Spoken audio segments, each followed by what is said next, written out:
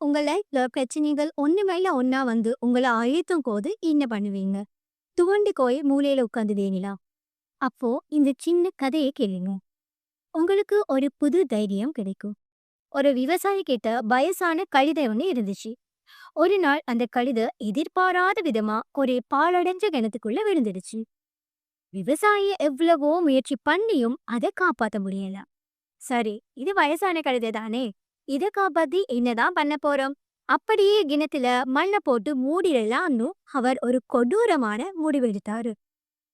பக்கத்தில் இருந்த மண்ணை அள்ளி அள்ளி கிணத்துக்குள்ள கொட்ட ஆரம்பிச்சாரு. முதல்ல அந்த கழுதை பயத்துல கத்துச்சு, கொஞ்சம் நடுங்கிச்சு. ஆனா கொஞ்ச நேரத்துல ஒரு அதிசயம் நடந்துச்சு. தன் மேல் விழுகிற ஒவ்வொரு மண்கட்டியையும் அந்த கழுதை உடம்ப உதறி கீழே தள்ளிட்டு அந்த மண்ணு மேலேயே ஏறி நிக்க ஆரம்பிச்சது. விவசாயி மண்ண கொட்ட கொட்ட கழுத மேல ஏறி ஏறி வந்து கடைசியில கிணத்து விட்டே வெளியே வந்துடுச்சு. நம்ம வாழ்க்கையும் இந்த மாதிரி தான். விமர்சனங்கள், பிரச்சனைகள், அவமானங்கள்னு பல பேர் நம்ம மேல மண்ண அள்ளி போடுவாங்க.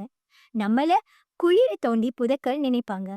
ஆனா நாம அந்த கழுத மாதிரி ஸ்ட்ராங்கா இருக்கணும். நம்ம மேல விழுகிற ஒவ்வொரு பிரச்சனையையும் உதறி தள்ளிட்டு அதையே ஒரு படிக்கட்டா மாத்தி நாம மேல ஏறி போய்க்கிட்டே இருக்கணும். சோ, எப்பவும் ஞாபகம் வச்சுக்கோங்க. உங்க மேல எரியப்படுற ஒவ்வொரு கல்லையும் வச்சு உங்களுக்கான ஒரு கோட்டையை நீங்க கட்டிடலாம்.